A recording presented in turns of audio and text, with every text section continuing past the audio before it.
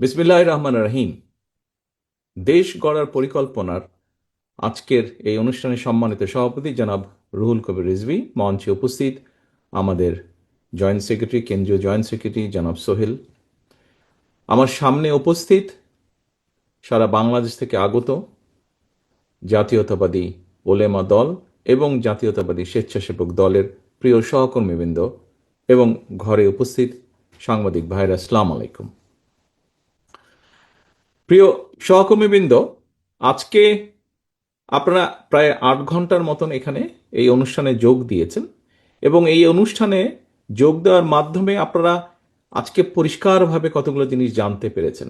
অর্থাৎ বিএনপি একটি দায়িত্বশীল রাজনৈতিক দল হিসাবে আগামী দিন ইনশাল্লাহ বাংলাদেশের মানুষের জনসমর্থন নিয়ে রাষ্ট্র পরিচালনার সুযোগ পেলে আমরা কিভাবে জাতিকে, দেশকে এগিয়ে নিয়ে যাব, সমাজের বিভিন্ন শ্রেণী পেশার মানুষের জন্য কিভাবে আমরা কি কি পরিকল্পনা গ্রহণ করেছি, কিভাবে তা বাস্তবায়নের চেষ্টা করব, আমরা বাস্তবায়নের পরিকল্পনা গ্রহণ করেছি। যেই পরিকল্পনাগুলো একজন খুব সাধারণ মানুষ থেকে মোটামুটিভাবে সমাজের উপরের মানুষ কম বেশি সবাইকে ছুঁয়ে যায়, সেই রকম পরিকল্পনাগুলো, অর্থাৎ যে পরিকল্পনাগুলো গ্রহণ করলে একজন মা, একজন নারী, একজন শিশু, একজন তরুণ যুবক বা যুবতী, একজন কৃষক, একজন প্রাইমারি স্কুলের শিক্ষক, একজন হাই স্কুলের শিক্ষক, একজন ক্ষুদ্র মাঝারি ব্যবসায়ী, মুদির দোকান মালিক হোক, দোকান কর্মচারী হোক, এরকম বিভিন্ন শ্রেণী পেশার মানুষের জীবনের পরিবর্তন হতে পারে, সেই রকম কতগুলো পরিকল্পনা নিয়ে আজকে আমরা আলোচনা করেছি। প্রিয় সহকর্মীবৃন্দ, আপনারা নিশ্চয়ই সকালে আসার সময় এই অনুষ্ঠানে যখন আসছিলেন আপনারা নিশ্চয়ই পত্রিকা দেখেছেন, সেটি অনলাইনেই হোক বা মেইন ভার্সনই হোক, পত্রিকার প্রিন্টেড ভার্সনই হোক, আপনারা দেখেছেন নিশ্চয়ই। এবং একটি জিনিস নিশ্চয়ই আপনাদের চোখে পড়েছে যে আজকে হচ্ছে আন্তর্জাতিক দুর্নীতি বিরোধী দিবস, জাতিসংঘের আন্তর্জাতিক দুর্নীতি বিরোধী দিবস। আমি আমার বক্তব্য, মাগরিবের বেশি সময়ে নেই, মাগরিবের টাইম প্রায় হয়ে এসছে, আমি চেষ্টা করব আমার বক্তব্য সংক্ষেপ রাখতে, মোটামুটি সেই সময়ের ভিতরে শেষ করতে। তবে আমার বক্তব্যের বাকি অংশে যাওয়ার আগে আপনাদের কাছে একটি ছোট্ট 2-2.5 মিনিটের একটি ভিডিও আপনাদেরকে আমি দেখাতে চাই। এখন আপনারা দয়া করে ভিডিওটা দেখবেন। তবে এই ভিডিওর কিন্তু লিখিত একটি বক্তব্য, এই ভিডিওতে যা আছে তারই লিখিত ফরম্যাট কিন্তু আপনাদের এই ফোল্ডারের ভিতরে দেওয়া আছে। ভিডিওটা আপনাদেরকে এই জন্য দেখাচ্ছি, ভিডিওটা যখন দেখবেন জিনিসটা আরো সুন্দরভাবে আপনাদের মনের ভিতরে ঢুকে যাবে। আসুন আমরা ভিডিওটা দেখি 2 মিনিটের। মুকুল, প্লিজ প্লে করো। পুরনো ঢোল নতুন বাজনা। দীর্ঘদিন ধরে আওয়ামী লীগ ও তাদের দোসররা বলে আসছে বিএনপি আমলে নাকি বাংলাদেশ 5বার দুর্নীতিতে চ্যাম্পিয়ন হয়েছিল। কিন্তু আসল তথ্যটা কি? তথ্যের ভিতরে ঢুকলে দেখা যায় এর পেছনে রয়েছে ভিন্ন গল্প। 1995 থেকে 2012 সাল পর্যন্ত ট্রান্সপারেন্সি ইন্টারন্যাশনাল দুর্নীতির ধারণা সূচক সিপিআই প্রকাশ করত এক ভিন্ন পদ্ধতিতে। বাংলাদেশ এই সূচকে প্রথম যুক্ত হয় 2001 সালে। সে বছরের জুন মাসে ট্রান্সপারেন্সি ইন্টারন্যাশনাল বাংলাদেশকে ঘোষণা করে দুর্নীতিতে চ্যাম্পিয়ন দেশ হিসেবে। তাদের সূচকে দেশের স্কোর ছিল 10-এর মধ্যে 0.4। তবে যেটা অনেকেই জানে না কিংবা জানলেও বলে না, সেটি হলো আগের 3 বছরের দুর্নীতি বিশ্লেষণ করে এই সূচক তৈরি করত সংস্থাটি। অর্থাৎ হাসিনার শাসন আমলের 3 বছরের দুর্নীতির কারণে 2001 সালে দুর্নীতিতে চ্যাম্পিয়ন হয় বাংলাদেশ। বিএনপি ক্ষমতায় আসার মাত্র 10 মাসের ব্যবধানে বাংলাদেশের স্কোর 0.4 থেকে বেড়ে হয় 1.2, অর্থাৎ দুর্নীতি কমতে শুরু করে। 2003 সালে স্কোর 1.3, 2004-এ 1.5, 2005-এ 1.7 এবং 2006 সালে বেড়ে দাঁড়ায় 2.0। অর্থাৎ বিএনপি আমলে দুর্নীতি ধারাবাহিকভাবে হ্রাস পায় এবং বিএনপির সময়ই বাংলাদেশ দুর্নীতির চ্যাম্পিয়ন তকমা থেকে মুক্ত হয়ে তৃতীয় অবস্থানে উঠে আসে। তাহলে বাংলাদেশকে দুর্নীতির চূড়ায় তুলেছিল কারা? উত্তর একটাই, আওয়ামী লীগ। আর দুর্নীতি কমিয়েছিল বিএনপি সরকার। তবু এই তথ্য বেশিরভাগ গণমাধ্যমে আসেনি কখনো। প্রোপাগান্ডা ছড়িয়ে মানুষের মনে গেঁথে দেওয়া হয়েছে বিএনপি আমলেই দুর্নীতি ছিল চূড়ান্ত রূপে। বাস্তবতা বলছে সম্পূর্ণ উল্টো কথা। গত 15-16 বছরে ব্যাংক লুট হয়েছে, $200 বিলিয়ন পাচার হয়েছে, বিদেশে তৈরি হয়েছে বেগমপাড়া, পানামা পেপারসে এসেছে মন্ত্রীদের নাম, আর হাসিনার সরকারের সময় তৈরি হয়েছে বাঁশের রাস্তার ইতিহাস। ইতিহাস সব সময় নীরব থাকে না, এক সময় সত্য ফিরে আসে, আর মানুষ তখন বুঝতে পারে কে দেশকে এগিয়ে নিয়েছে আর কে শুধু প্রতিপক্ষকে দোষ দিয়ে নিজের অপরাধ আড়াল করেছে।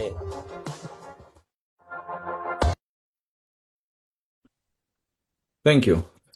এটা সরিয়ে দাও। জি, প্রিয় সহকর্মীবৃন্দ, আপনারা আন্তর্জাতিক দুর্নীতি বিরোধী দিবসে আজকে আপনাদের সামনে একটি সত্য প্রকাশিত হলো। হয়তো অনেকে জানতেন, কিন্তু বিভিন্ন নেগেটিভ প্রোপাগান্ডার, মিথ্যে প্রোপাগান্ডার কারণে কেউ কেউ হয়তো শিওর হতে পারছিলেন না, বা ফ্যাক্টস ফিগার না জানা থাকার কারণে অনেকে কিছু বুঝে উঠতে পারছিলেন না। কিন্তু আপনাদের কাছে একটি কাগজ দিয়ে দেওয়া হয়েছে, যা আপনারা ভিডিওতে দেখেছেন। সহকর্মীবৃন্দ, জিএস বাংলাদেশে যদি আমরা বলি যে এই যে দুর্নীতি, যে লাগাম, সেই লাগামকে টেনে ধরতে কিন্তু পেরেছে প্রতিবার বিএনপি সরকার। দেশ স্বাধীনের পরে আমরা দেখেছি এই দেশের মানুষের, যুদ্ধ বিধ্বস্ত দেশে এই দেশের মানুষের সাহায্য সহযোগিতার জন্য সারা বিশ্ব থেকে কিভাবে সহযোগিতা এসেছিল, কিন্তু সেগুলোর কি অবস্থা হয়েছিল, কেন হয়েছিল? সবই হয়েছিল দুর্নীতির কারণে, দুর্ভিক্ষ হয়েছিল, সবকিছু মিলিয়ে। কিন্তু পরবর্তীতে বিএনপি তথা শহীদ রাষ্ট্রপতি জিয়াউর রহমান যখন এই দেশের শাসনভার পেলেন, দেশ পরিচালনার দায়িত্ব পেলেন, আমরা এই দেশ থেকে, বিএনপি সরকার, শহীদ রাষ্ট্রপতি জিয়াউর রহমানের সরকার এই দেশকে দুর্নীতি থেকে বের করে, এই দুর্ভিক্ষ থেকে বের করে, শুধু যে খাদ্য উৎপাদন বৃদ্ধি করলেন তাই নয়, দেশ থেকে আমরা খাদ্য পর্যন্ত রফতানি করেছিলাম। হতে পারে অল্প, কিন্তু রফতানি আমরা করেছিলাম। পরবর্তীতে আবার আপনারা দেখলেন যে 2001 থেকে 2005, তার আগে কারা কি করেছিল সেটি আপনাদের সামনে উপস্থিত আছে। এবং 2001 থেকে 5 বিএনপি কিভাবে দেশনেত্রী খালেদা জিয়ার সময় কিভাবে বাংলাদেশকে দুর্নীতির তকমা থেকে ধীরে ধীরে ধীরে ধীরে বিএনপি সরকার, খালেদা জিয়ার সরকার বের করে নিয়েছিল। এর সাক্ষ্য প্রমাণ, এটি আমাদের কথা না, এটি একটি ইন্ডিপেন্ডেন্ট সংস্থার কথা। এটি আমাদের কোনো জরিপও না, আমাদের কোনো রিসার্চও না, একটি ইন্ডিপেন্ডেন্ট জরিপ, এটা ইন্ডিপেন্ডেন্ট একটি সংস্থার জরিপ। প্রিয় সহকর্মীবৃন্দ, আপনাদের সামনে আজকে 8টি পয়েন্ট উপস্থাপন করা হয়েছে। এই 8টি পয়েন্টের মধ্যে আছে কিভাবে আগামী দিনে আমরা আমাদের দেশের মানুষের, বাংলাদেশের মানুষের স্বাস্থ্য সেবা নিশ্চিত করতে চাই। আমরা চাই কিভাবে দেশে অসুখ বিসুখ হবেই, পৃথিবীতে থাকলে অসুখ বিসুখ হবে, কিন্তু কিভাবে কম সংখ্যক মানুষ যাতে অসুস্থ হতে পারেন,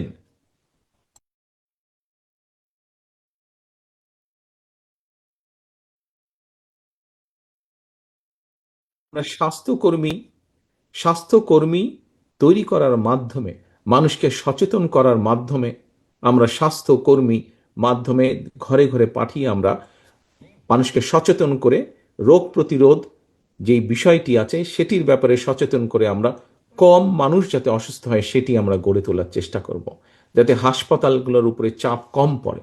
এবং হাসপাতালগুলোর উপরে যদি চাপ কম পড়ে, তাহলে স্বাভাবিকভাবেই যারা অসুস্থ হয়ে হাসপাতালে যাবেন তাদেরকে চিকিৎসা দিতে সুবিধা হবে। প্রিয় সহকর্মীবৃন্দ, গতকালকেও বলেছিলাম, আজও বলছি, আপনারা এখানে দেখেছেন ফ্যামিলি কার্ড নামে একটি কার্ড আমরা তৈরি করতে চাচ্ছি। বাংলাদেশে ফ্যামিলি কার্ড, পরিবার, আমরা যে হিসাব নিকাশ বর্তমানে পেয়েছি, গত কয়েক বছর ধরে আমরা বিভিন্ন রকম রিসার্চ করে যে পেয়েছি, বাংলাদেশে এভারেজে 5 জন সদস্য এইভাবে যদি আমরা ধরি, তাহলে বাংলাদেশে প্রায় 4 কোটি পরিবার আছে। আমরা ফ্যামিলি কার্ড নামে একটি কার্ড দিতে চাই। এটি আমরা শুরু করব যারা মোস্ট ডিপ্রাইভড পরিবারগুলো আছেন, সেই পরিবারের যে গৃহকর্ত্রী আছেন, যে নারী হেড আছেন, অথবা মা আছেন, অথবা স্ত্রী আছেন, তাকে দেওয়ার মাধ্যমে ধীরে ধীরে পাবে। এটি একজন কৃষকের পরিবারের যে স্ত্রী, সে পাবেন। একজন ইমাম সাহেবের স্ত্রী, সে পাবেন। এটি ছোট ক্ষুদ্র মুদি দোকানদার হোক, সে পাবেন। এটি একজন প্রাইমারি স্কুল শিক্ষক, তার স্ত্রী এটি পাবেন। এটি একজন জজ সাহেবের স্ত্রী, সেও পাবেন এটি। একজন ডিসি সাহেবের স্ত্রী, সেও পাবেন এটি। কিন্তু প্রথমে আমরা শুরু করব যারা ডিপ্রাইভ, বেশি যারা সমাজে ডিপ্রাইভ। কেন আমরা যারা দুস্থ তাদের দিয়ে আমরা কেন শুরু করব? আপনারা হয়তো বলতে পারেন যে একজন কৃষকের স্ত্রী হয়তো পেতে পারে, এটি তার প্রাপ্য। একজন ইমাম সাহেবের স্ত্রী হয়তো পেতে পারেন, এটি তার প্রাপ্য। কিন্তু ডিসি সাহেবের বা জজ সাহেবের স্ত্রী কেন পাবেন? দেখুন, এই জিনিসটি আমরা এই জন্য পলিসিটি এভাবে নিয়েছি। আমরা যদি কোনো একটি বিষয়, আমাদের যেটা অতীত অভিজ্ঞতা, বাংলাদেশে এরকম বিভিন্ন রাষ্ট্র থেকে যে সুযোগ সুবিধা দেওয়া হয়, বিভিন্ন ক্যাটাগরি থাকে, থাকতেই পারে ক্যাটাগরি। কিন্তু যখনই আপনি কোনো একটি ক্রাইটেরিয়া কোথাও ফিক্স করে দেবেন, তখন দুর্নীতির স্কোপটা বেড়ে যায়। দুর্নীতি কিন্তু একটা জিনিসকে যখন আপনি জেনারেলাইজ করে দিবেন, সবাই পাবে, কিন্তু প্রায়োরিটিটা কে আগে পাবে কে পরে পাবে সেটি যখন মোটামুটিভাবে এনশিওর করতে পারবেন, তখন আমরা ধরে নিচ্ছি যে তথ্য বলে যে দুর্নীতির পরিমাণটা অনেকাংশে কমে আসবে, কারণ সবাই তো পাবে, ধীরে ধীরে পর্যায়ক্রমে সবাই পাবে। অবশ্যই আমরা দৃঢ়ভাবে বিশ্বাস করি একজন জজ সাহেবের স্ত্রী বা ডিসি সাহেবের স্ত্রী কার্ডটা পেলেও নিশ্চয়ই উনি সেটা দাবি করবেন না, কারণ তার সেটা প্রয়োজন নেই, সেটা উনি দাবি করবেন না। কিন্তু এই দেশে যেরকম ব্রিটেনে চিলড্রেন্স বেনিফিট নামে একটি বেনিফিট আছে, যেটি রাষ্ট্রের পক্ষ থেকে দেয়। এই দেশের একজন ট্যাক্সি চালক, তার পরিবারও যেমন পায়, তার যদি 12 বছরের নিচে কোনো সন্তান থাকে সে যেমন পায়, একমাত্র রয়্যাল ফ্যামিলি ছাড়া এই দেশের প্রধানমন্ত্রী ওরও যদি একটি 12 বছরের নিচে কোনো সন্তান থাকে, সেও কিন্তু চাইল্ড বেনিফিট পায়। সবার জন্য সেটি প্রযোজ্য, জেনারেল। তো এখন এই যে ফ্যামিলি কার্ডটি কেন আমরা দিচ্ছি? প্রিয় সহকর্মীবৃন্দ, বাংলাদেশের জনসংখ্যার অর্ধেক হচ্ছে নারী। আপনি অর্ধেক জনসংখ্যাকে যদি রেখে দেন ঘরের ভিতরে, আপনি কিন্তু এই দেশকে নিয়ে এগোতে পারবেন না। আমরা যেই প্রত্যাশিত বাংলাদেশ চাই, আমরা মনে করি যখন আমরা দেশের বাইরে যাই, সুন্দর দেশ দেখি, ভালো দেশ দেখি, তখন আমরা ভাবি, আরে আমাদের দেশটাকে কেন আমরা এরকম করতে পারি না? দেশটাকে আমরা এরকম করতে পারবো যখন আমরা সকলকে মিলে, সকলকে সাথে নিয়ে যখন দেশ গড়ার কাজে হাত দিব, একমাত্র তখনই সম্ভব। বিভাজন রেখে, বিভক্তি রেখে, একজনকে ভেতরে একজনকে বাইরে রেখে কিন্তু আমরা দেশ গড়তে পারবো না। দেশের অর্ধেক জনসংখ্যা হচ্ছে নারী। আপনাদের নিশ্চয়ই অনেকের জানা আছে, নেপোলিয়ন বলেছিলেন যে আমাকে একটি শিক্ষিত মা দাও, আমরা শিক্ষিত জাতি দিব আমি তোমাদেরকে। কথাটি কম বেশি আপনারা জানেন, বক্তৃতাতেও আপনারা বলেন। সহকর্মীবৃন্দ, আসুন, দেশনেত্রী খালেদা জিয়া শিক্ষিত মা তৈরির বাস্তবায়ন কিন্তু উনি করে গিয়েছেন। নারীদের ক্লাস 12 পর্যন্ত শিক্ষা ব্যবস্থা উনি ফ্রি করে দিয়ে গিয়েছেন।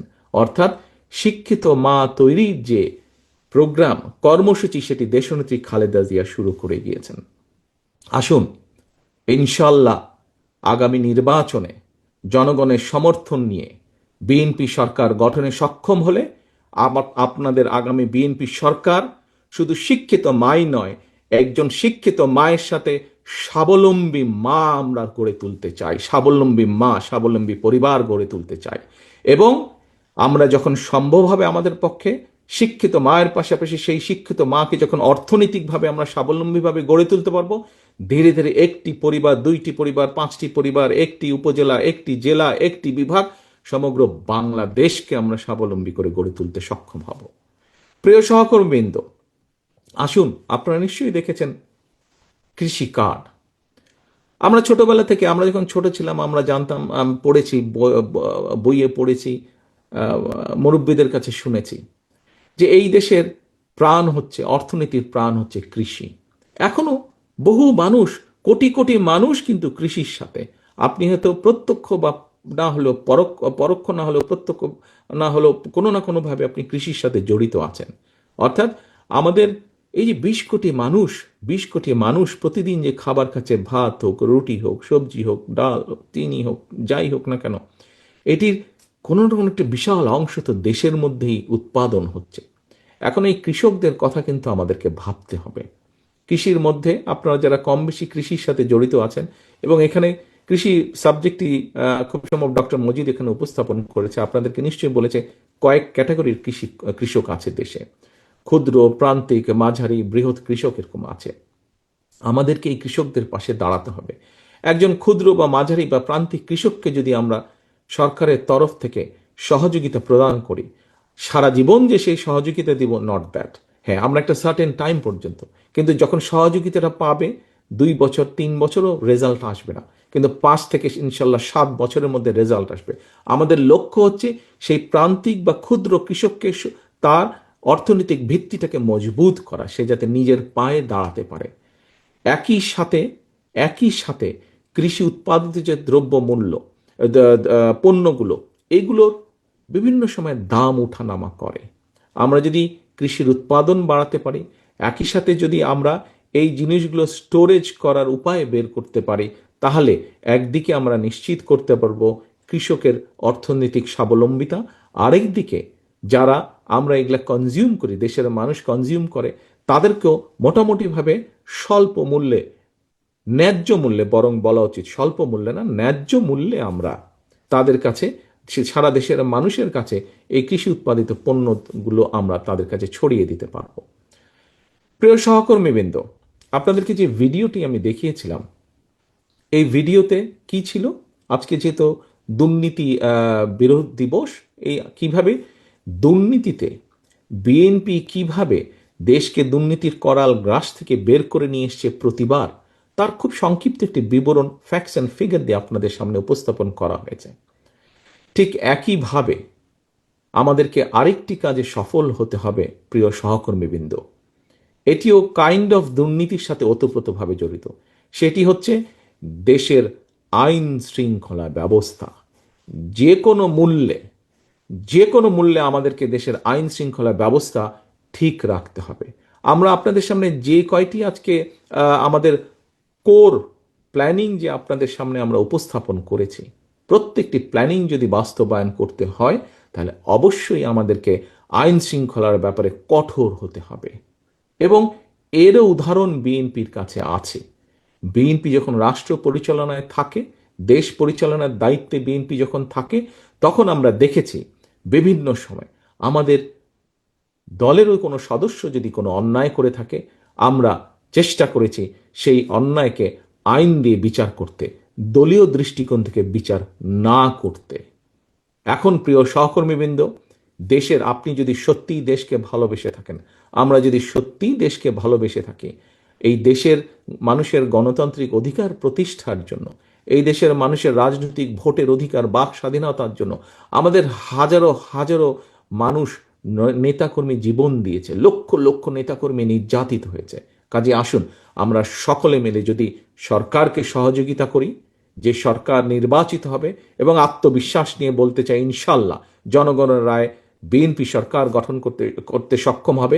এবং সেই সরকারকে সফল করতে হলে আপনাদের প্রত্যেকের, সারা বাংলাদেশে ছড়িয়ে ছিটিয়ে থাকা বিএনপির লক্ষ লক্ষ নেতাকর্মীকে সহযোগিতা করতে হবে। যে অন্যায় যে করে সে কোনো দলের হতে পারে না, অন্যায় যে করে সে অন্যায়কারী। কাজেই যে কোনো মূল্যে আমাদেরকে এনশিওর করতে হবে যে কঠোর হস্তে আমরা দেশের স্বার্থে, দেশের মানুষের স্বার্থে আমরা যে কোনো মূল্যে দুর্নীতির লাগাম টেনে ধরতে হবে এবং দেশের আইন শৃঙ্খলাকে আমাদের ঠিক রাখতে হবে। তাহলেই আমরা আমাদের ফ্যামিলি কার্ড বলুন, কৃষি কার্ড বলুন, শিক্ষার ব্যাপারে আমরা যে পরিকল্পনা গ্রহণ করেছি, এইরকম সবগুলোকে আমরা সফল করতে পারবো। প্রিয় সহকর্মীবৃন্দ, আমরা একটি স্লোগান দেই, সবার আগে বাংলাদেশ। খুব পপুলার স্লোগান ইদানিং আমাদের সকলের কাছে। আপনাদের তালপট্টির কথা কি মনে আছে সহকর্মীবৃন্দ? আপনাদের যাদের মনে নেই, যাদের বয়স কম, কিন্তু অনেকেই শুনেছেন তালপট্টি। কিভাবে তালপট্টির উপরে বিএনপি, শহীদ রাষ্ট্রপতি জিয়াউর রহমান দেশ পরিচালনার দায়িত্বে ছিলেন, তালপট্টির উপরে কিভাবে বিএনপি নিজের অধিকার প্রতিষ্ঠিত করেছিল, এটি ছিল আমাদের দেশের অংশ। ঠিক একইভাবে নিশ্চয়ই আপনাদের মনে আছে কিভাবে আমাদের পানির হিস্সাকে আমরা নিয়ে এসেছিলাম, আমাদের পানির হিস্সা বের করে, এবং তার জন্য আমরা আন্তর্জাতিক অঙ্গনে পর্যন্ত যেতে আমরা কোন রকম দ্বিধাগ্রস্ত ছিলাম না। আমরা আন্তর্জাতিক অঙ্গনে পর্যন্ত গিয়ে বলেছি যে আমাদের পানির হিস্সা আমাদেরকে দিতে হবে, এবং সেটি আমরা আল্লাহর রহমতে বের করে আনতে সক্ষম হয়েছিলাম, আমাদের পানির হিস্সা। প্রিয় সহকর্মী বৃন্দ, দেশের স্বাধীনতা এবং সার্বভৌমত্ব বলেন বিএনপির কাছে নিরাপদ। দেশের দুর্নীতির লাগাম টেনে ধরা বলেন, এটিও বিএনপির ট্র্যাক রেকর্ড রয়েছে। দেশের আইন শৃঙ্খলা পরিস্থিতি কঠোর হস্তে নিয়ন্ত্রণ করার, এটিরও বিএনপির ট্র্যাক রেকর্ড রয়েছে। প্রিয় সহকর্মীবৃন্দ, আজ এই মুহূর্তে, গতকালকে আমি বলেছি, যেটি বাস্তব, যেটি আমরা সকলে দেখতে পাচ্ছি, সেই কথাটি স্বাভাবিকভাবেই বারে বারে ঘুরে আসবে। কি সেই কথাটি? প্রিয় সহকর্মীবৃন্দ, আমরা একটি রাজনৈতিক দল, আমি প্রথমেই বলেছি একটি দায়িত্বশীল রাজনৈতিক দল। আমরা একটি দায়িত্বশীল রাজনৈতিক দল হিসেবে স্বাভাবিকভাবেই জনগণ আমাদের সাথে শুধু কথার ফুলঝুরি প্রত্যাশা করে না। কথার ফুলঝুরি যদি দিতে হয়, অনেক কথা আমরা বলতে পারি, কিন্তু জনগণ আমাদের কাছে প্রত্যাশা করে যে আমরা কিভাবে দেশকে পরিচালনা করব, আমরা জনগণের সমস্যাগুলোকে কিভাবে আমরা মিট আপ করবো, জনগণের সমস্যাগুলোকে কিভাবে আমরা অ্যাড্রেস করব, পুরা পরিকল্পনা জনগণ আমাদের কাছে দেখতে চায়। আজ এই যে 8 ঘন্টা ধরে আপনারা এখানে বসে আলোচনা করলেন, আলোচনাগুলো মন দিয়ে আপনারা শুনলেন, এর মধ্যে কি ছিল? এর মধ্যে এইচ অ্যান্ড এভরি ইস্যু, যেই 8টা ইস্যু আমরা এখানে তুলে ধরেছি আপনাদের কাছে, প্রত্যেকটি ইস্যু জনগণের প্রত্যেক দিনকার বর্তমান, ভবিষ্যৎ জীবনের সাথে সম্পর্কিত। তাই নয় কি? আপনাদের কি মনে হয় তাই কি? আপনারা যেই 8টা ইস্যু নিয়ে আজকে এখানে কথা বললেন, প্রশ্ন করলেন, শুনলেন, যারা আলোচকবৃন্দ আছে, আলোচকবৃন্দের কথা শুনলেন, তাদের উপস্থাপিত যে বিষয়গুলো, এই 8টা বিষয় কি আপনারা মনে করেন যে বাংলাদেশের বিভিন্ন শ্রেণী, অধিকাংশ শ্রেণী পেশা মানুষের প্রতিদিনকার এবং ভবিষ্যৎ জীবনের সাথে সম্পর্কিত?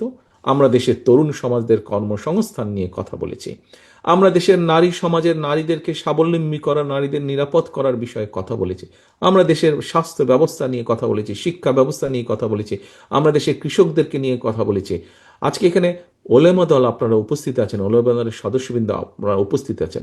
আপনাদের আপনাদের যে প্রস্তাবনা ছিল, সেই প্রস্তাবনার উপরে আমরা পরীক্ষা নিরীক্ষা করে দেখেছি, ইয়েস, বাংলাদেশের আলেম সমাজের মধ্যে, বিশেষ করে বাংলাদেশের প্রায় 3 লক্ষের মতন মসজিদ আছে, এই মসজিদগুলোতে যে ইমাম সাহেবরা আছেন, মুয়াজ্জিম সাহেবরা আছেন, তাদেরকে একটি সামাজিক মর্যাদার ভিতরে আনা উচিত। এবং এটি পর্যালোচনাকে হয়তো একবারে আমরা পারবো না, কিন্তু পর্যায়ক্রমিকভাবে ধীরে ধীরে আমরা এই কাজটি শুরু করতে চাই। অর্থাৎ এইভাবে যদি আমরা দেখি, প্রত্যেকটি সমাজের প্রতিটি কম বেশি শ্রেণী পেশার মানুষের উপরে আমরা মানুষের সমস্যাগুলো কিভাবে সমাধান করতে সম্ভব, সেগুলো আমরা চেষ্টা করছি বের করে আনতে, সেগুলোর সম্পর্কে আমরা পরিকল্পনা গ্রহণ করেছি। এখন যেই কথাটি বলতে চাইছিলাম, একটি দায়িত্বশীল দল হিসাবে জনগণ চায় সারাদিন রেডিও খুললে, টিভি খুললে, ফেসবুক খুললে, পত্রিকা খুললে, যাই করেন, সারা দিকে শুধু হইচই, ঝগড়া, ফ্যাসাদ, এইটা নাই, এইটা ভালো তো ওটা খারাপ, এইরকম কথাবার্তা। আমি মনে করি, আমার কাছে যেটি মনে হয়, এত দূর থেকে বসেও আপনাদের কথা শুনে, বিভিন্ন মানুষের কথা শুনে, জনগণ টায়ার্ড হয়ে গেছে এখন এইসব বক্তৃতা শুনতে শুনতে।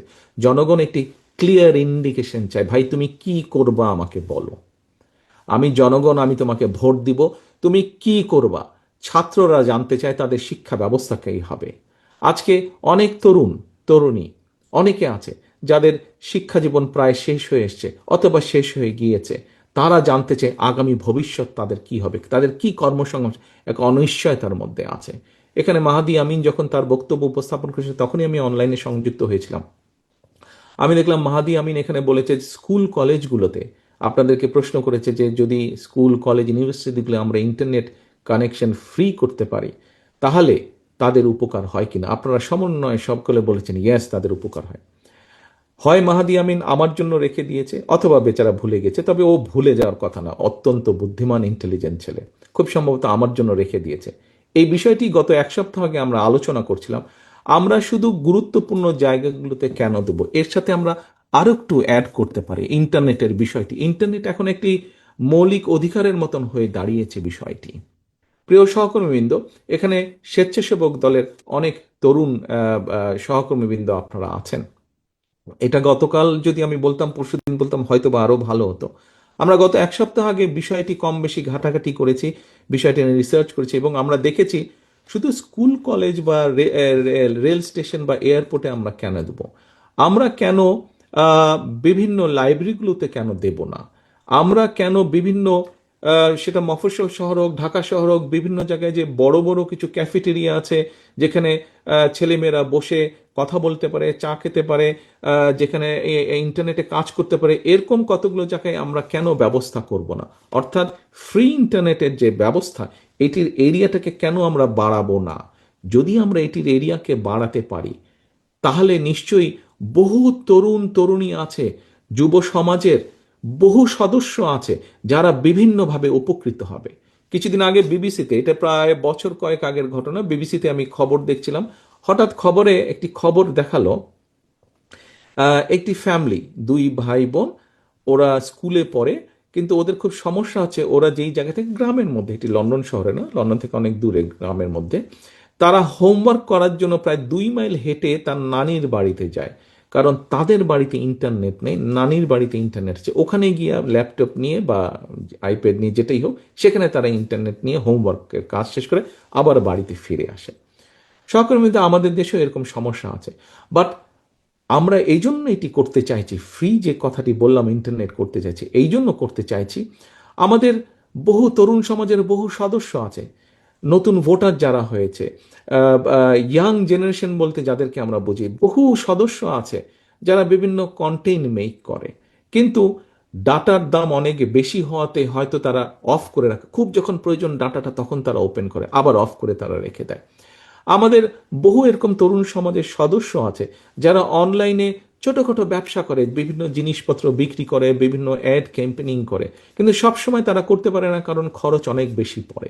কিন্তু আমরা যদি এরকম বিভিন্ন গুরুত্বপূর্ণ জায়গাগুলোতে, বিভিন্ন লাইব্রেরিতে, বিভিন্ন ইউনিভার্সিটিগুলোতে, কলেজগুলোতে, বিভিন্ন ক্যাফেটেরিয়াতে যদি আমরা ফ্রি ইন্টারনেটের ব্যবস্থা করে দিতে পারি, তাহলে তাদের জন্য সুবিধা হবে।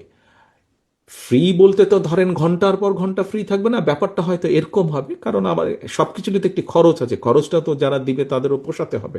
হয়তো ব্যাপারটা এরকম হবে যে সে যখন তার পুরো ইমেল অ্যাড্রেস দিয়ে সবকিছু দিয়ে, যেটা নর্মাল স্ট্যান্ডার্ড প্রসিজিওর, যখন কোনো একটা ক্যাফেটেরিয়াতে বা কোনো একটা জায়গায় ঢুকলো ওই ইন্টারনেট সুবিধা পাওয়ার জন্য, তখন স্বাভাবিকভাবে সে যখন ইন্টারনেট সুবিধাটা পেতে চাইবে, কতগুলো ইনফরমেশন চাইবে তার কাছে, সেই ইনফরমেশনগুলো ফিল আপ করার পরে এমনও হতে পারে সেখানে হয়তো কয়েক সেকেন্ডের একটি অ্যাড আসলো, সেই অ্যাডটি হয়তো তাকে দেখতে হতে পারে, এবং অ্যাডটি দেখার পরে তারপরে তার কানেকশনটা কানেক্টেড হয়ে যাবে, ইন্টারনেটটা কানেক্টেড হয়ে যাবে, তখন সে হয়তো 1 ঘন্টা হোক, 1.5 ঘন্টা হোক, ওটা ফ্রি পাবে সে, তখন সে ওইটাতে তার কাজটা সে সেরে নিতে পারবে। কাজে আমরা পুরো জিনিসটাকে এইভাবে চিন্তা করছি যে কিভাবে সুযোগ সুবিধা, রাষ্ট্রের যে সুযোগ সুবিধা, এটিকে জনগণের কাছে নিয়ে যাওয়া যায় এবং তরুণ সমাজকে সহযোগিতা করা যায় তাদের কাজগুলো সম্পন্ন করার জন্য।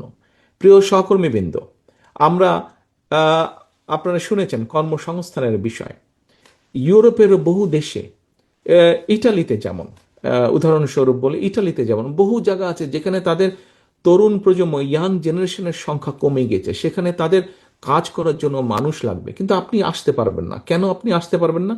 আপনি তো ভাই ইটালিয়ান ভাষা বোঝেন না। আপনি যখন গ্রামে যাবেন, ওই দেশের গ্রামের মানুষ হয়তো সচ্ছল মানুষ আছে, কিন্তু সে ইংরেজি বুঝে না, তাই সে ইটালিয়ান ভাষা বুঝে, তার ভাষা ইটালিয়ান। এবং আপনি যে ওখানে যাবেন, আপনি যদি তার ফার্মে, অর্থাৎ তার কৃষিতে যদি আপনি কাজ করেন, তাতে আপনাকে লোকাল ভাষা জানতে হবে, কিন্তু আপনি তো লোকাল ভাষা জানেন না। আমরা চাইছি আমাদের তরুণ সমাজকে, সে শহরেই থাকুক, গ্রামেই থাকুক, তরুণ সমাজকে, আপনারা শুনেছেন যে বাংলাদেশ থেকে বছরে 8 থেকে 10 লক্ষ মানুষ যায় বিদেশে, কিন্তু এর মধ্যে প্রায় 7 লক্ষ মানুষ যারা যায় আনস্কিল লেবার যায়, আনস্কিল ওয়ার্কার যায়। আমরা এই যে যাওয়ার পরিমাণ, এদেরকে আমরা ট্রেনিং দিতে চাচ্ছি। জাপানে কৃষিতে মানুষ প্রয়োজন, জাপানে হেলথ কেয়ারের মানুষ প্রয়োজন, ইউরোপের বিভিন্ন দেশে হেলথ কেয়ারের মানুষ প্রয়োজন। এখানে আমাদের তরুণরা যেতে পারে, ছেলেরা যেতে পারবে, মেয়েরা যেতে পারবে, কিন্তু ভাষা শিক্ষা একটি বিরাট ব্যাপার হয়ে দাঁড়িয়েছে।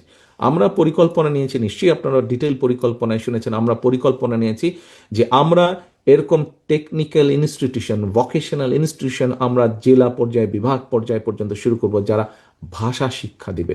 এবং কয়েকটি ভাষা আমরা স্কুল লেভেলে, কয়েকটি ভাষা আমরা কম্পালসারি করে দেব, বাচ্চারা নিজেরা চয়েস করে নেবে সে কোনটা শিখবে। ইংরেজির সাথে তৃতীয় আরেকটি ভাষা তাকে শিখতেই হবে, যাতে করে সে ভবিষ্যতে যদি মনে করে সে বিদেশে যাবে, সে যে কোনো কাজ করতে পারবে। ভোকেশনালের কতগুলো সাবজেক্ট আমরা কম্পালসারি করে দেবো যে এগুলো তাকে শিখতেই হবে। অর্থাৎ একজন বাচ্চাকে শিশু অবস্থা থেকে আমরা তাকে ইন্ডিপেন্ডেন্ট করে গড়ে তুলতে চাই। খেলাধুলা তাকে করতে হবে। আমিনুল আপনাদের সামনে তুলে ধরেছে যে আমরা শুধু ডাক্তার বানাবো তা না, আমরা শুধু ইঞ্জিনিয়ার বানাবো তা না, আমরা শুধু উকিল ব্যারিস্টার বানাবো তা না, আমরা খেলোয়াড় পর্যন্ত তৈরি করব। আমরা দেশে একজন খেলোয়াড়, প্রফেশনাল খেলোয়াড় আমরা তৈরি করতে চাই। সে দেশে খেলবে, সে বিদেশে খেলবে। বিদেশে শুধু ডাক্তার দেশে সুনাম বই নিয়ে আসবে তা না, শুধু ইঞ্জিনিয়ার দেশে সুনাম বই নিয়ে আসবে তা না, শুধু ব্যবসায়ী দেশে সুনাম বই নিয়ে আসবে তা না। একজন খেলোয়াড়, একজন ব্যক্তি খেলোয়াড়, সে ছেলে হোক মেয়ে হোক। আপনারা দেখেছেন মেয়েরা কি সুন্দর এশিয়ান ফুটবলে তারা দেশের জন্য সম্মান বয়ে নিয়ে এসেছে। আপনারা দেখেছেন ক্রিকেটে কিভাবে বিশ্ব দরবারে বাংলাদেশের ইয়াং ছেলেরা, ইয়াং ক্রিকেটাররা কিভাবে সম্মান বয়ে নিয়ে এসেছে। আমরা অন্যগুলোতেও চেষ্টা করতে পারি, যেগুলোতে আমাদের পক্ষে সম্ভব আমরা সেগুলোতে চেষ্টা করবো। আমরা প্রফেশনাল খেলোয়াড় গড়ে তুলবো। তারা বিদেশে খেলবে, একটি সময় পরে যখন তারা খেলতে পারবে না, স্বাভাবিক, খেলোয়াড়রা বেশি দিন খেলতে পারে না, কারণ শারীরিক একটি বিষয় থাকে। তখন তারা দেশের বা বিদেশের বিভিন্ন ইনস্টিটিউশনে কোচ হিসাবে বা প্রশিক্ষক হিসেবে তারা তখন দায়িত্ব পালন করতে পারবে। অর্থাৎ প্রত্যেকটি জেনারেশনকে, প্রত্যেকটি ভবিষ্যৎকে আমরা সেভাবে গড়ে তুলতে চাই। প্রিয় সহকর্মীবৃন্দ, আপনারা কম বেশি আলোচনার সময় 8 ঘন্টার মধ্যে, পুরো 8 ঘন্টার কথাকে আমার হাফ এন আওয়ারের মধ্যে নিয়ে আসতে হচ্ছে, তো সেই জন্য আমি সংক্ষেপে বলছি। সহকর্মীবৃন্দ, এই কাজগুলো যদি আমাদেরকে করতে হয়, আবার ঘুরে ওখানে চলে যাচ্ছে। আজকে যে আন্তর্জাতিক দুর্নীতি বিরোধী দিবস, এই দুর্নীতির লাগাম আমাদেরকে টেনে ধরতে হবে এবং আমাদের ট্র্যাক রেকর্ড আছে করার। বিএনপির ট্র্যাক রেকর্ড আছে, আমরা দুর্নীতির লাগাম টেনে ধরেছি। একটি কথা বলতে ভুলে গিয়েছি আপনাদের, বিএনপি দেশনেত্রী খালেদা জিয়ার সময় যখন এই কাজটি করা হলো, তখন কিন্তু এক সময় গিয়ে দুর্নীতি কমিশন একটি করা হয়েছিল। এবং নিশ্চয়ই আপনারা সকলে না জানলেও কেউ কেউ অবশ্যই জানেন, সেই দুর্নীতি দমন যে কমিশন ছিল সেটিকে, যেটি খালেদা জিয়ার সময় 2005 সালে করা হয়েছিল, তৈরি করা হলো, সেটিকে এতটাই ক্ষমতা দেওয়া হয়েছিল, সেই দুর্নীতি দমন কমিশন যদি সরকারের কোনো একটি বিষয়ে তদন্ত করতে চাইতো, সরকারের কোনো পারমিশনেরই প্রয়োজন ছিল না, সে সম্পূর্ণ স্বাধীন ছিল।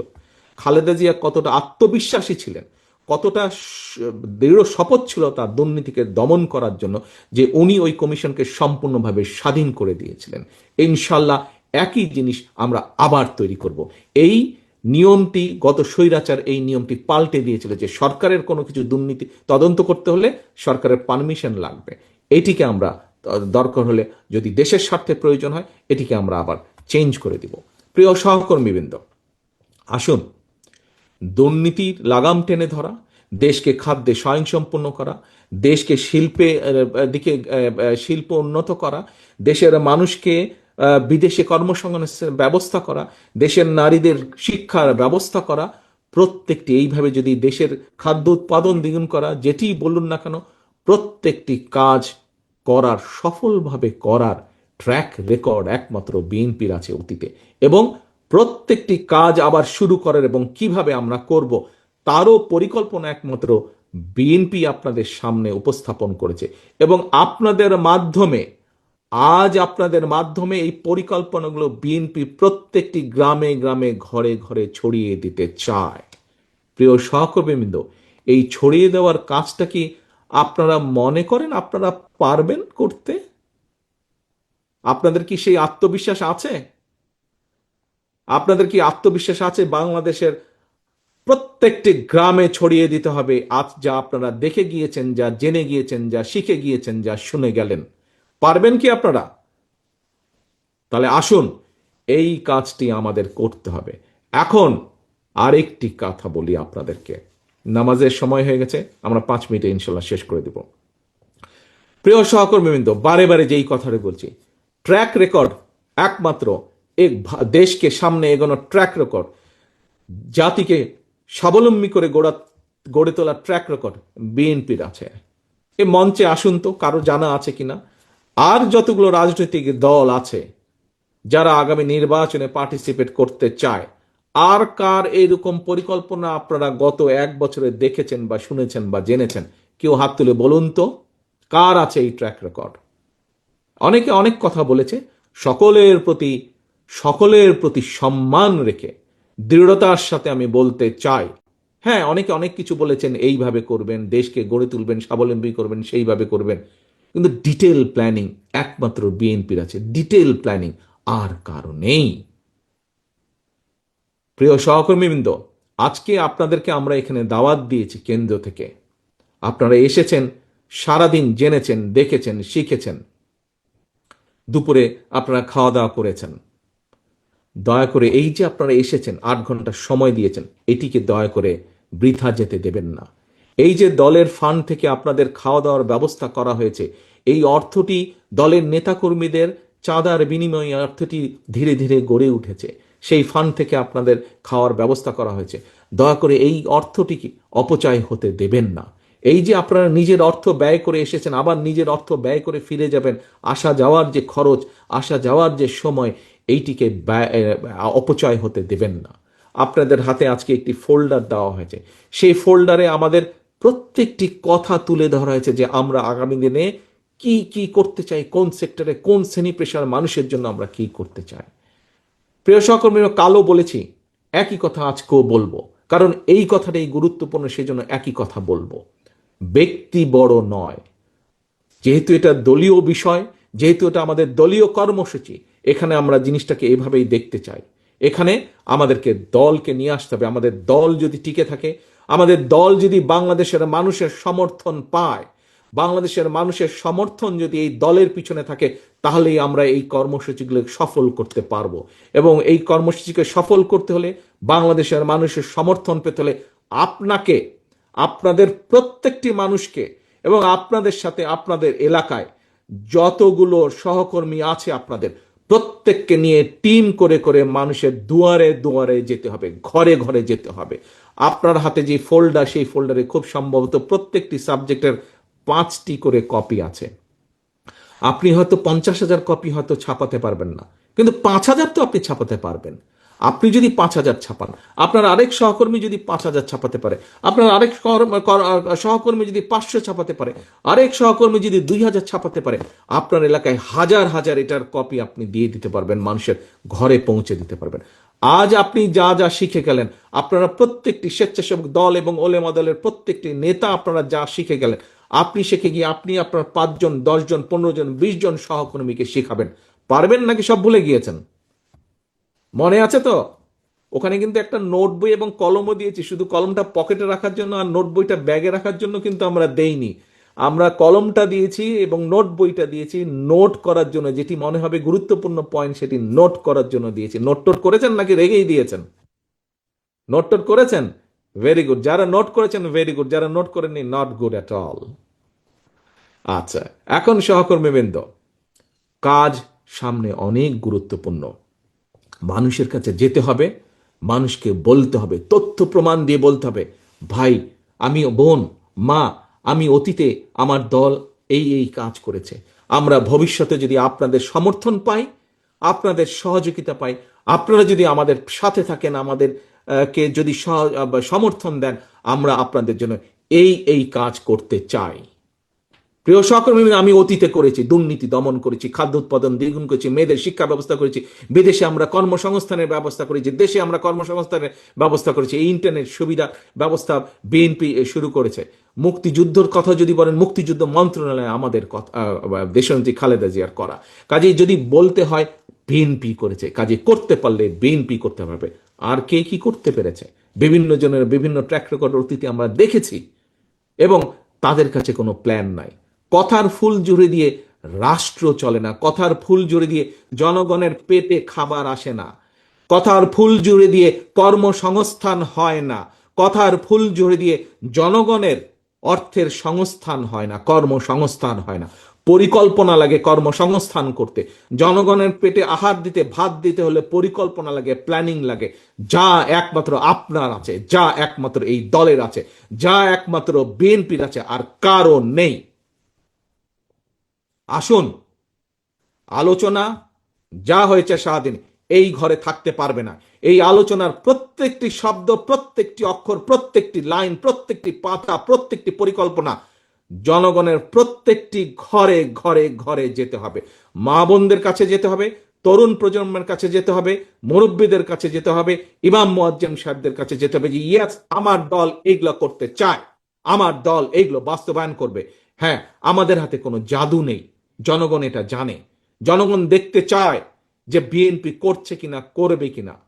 বিএনপি ইনশাল্লাহ যদি আমরা 40% ইনশাল্লাহ করতে পারি, সেটি জনগণ ইনশাল্লাহ আমাদেরকে, আমি বিশ্বাস করি দৃঢ়ভাবে যে জনগণ আমাদের পক্ষে এসে দাঁড়াবে। আসুন আমরা এখানে বসে না থাকি, প্রত্যেকটি লাইন, প্রত্যেকটি অক্ষর, প্রত্যেকটি পাতা, প্রত্যেকটি পরিকল্পনা আমরা জনগণের দোরগোড়ায় আজকে নিয়ে যাব। আমাদের বসে থাকার আর বিন্দু মাত্র সময় নাই। সহকর্মীবৃন্দ, জাতীয়তাবাদী শক্তির, বাংলাদেশি জাতীয়তাবাদী শক্তির আজকের উপস্থিত প্রত্যেকটি নেতাকর্মী একটি জিনিস মনে রাখবেন, আজ দেশের স্বাধীনতা বলেন, সার্বভৌমত্ব বলেন, গণতন্ত্র বলেন, সবকিছু নির্ভর করছে বাংলাদেশ জাতীয়তাবাদী দলের উপরে। আমরা যদি জনগণকে ঐক্যবদ্ধ করতে পারি, এই দেশে গণতন্ত্র ফিরে আসবে, এই দেশকে আমরা ষড়যন্ত্র থেকে রক্ষা করতে পারবো, এই দেশের অর্থনীতি, এই দেশের নারীর স্বাধীনতা থেকে শুরু করে, এই দেশের তরুণদের কর্মসংস্থান থেকে শুরু করে সকল কিছু ধীরে ধীরে আমরা নিশ্চিত করতে পারবো। যদি আমরা ঐক্যবদ্ধ করতে দেশকে না পারি, জনগণকে ঐক্যবদ্ধ করতে না পারি, জনগণকে সাথে রাখতে না পারি, এই দেশের অস্তিত্ব নিয়ে ভবিষ্যতে প্রশ্ন দেখা দিবে। কাজেই আপনাদেরকে এখন সজাগ হতে হবে। ঘরে বসে থাকার বিন্দু মাত্র সময় নেই, মাঠে চলে যেতে হবে, মাঠে ঝাঁপিয়ে পড়তে হবে, পথে প্রান্তরে ঝাঁপিয়ে পড়তে হবে। পারবেন? পারবেন? করতে হবে, করতে হবে, এর বাইরে কোনো আর এখন সময় নেই।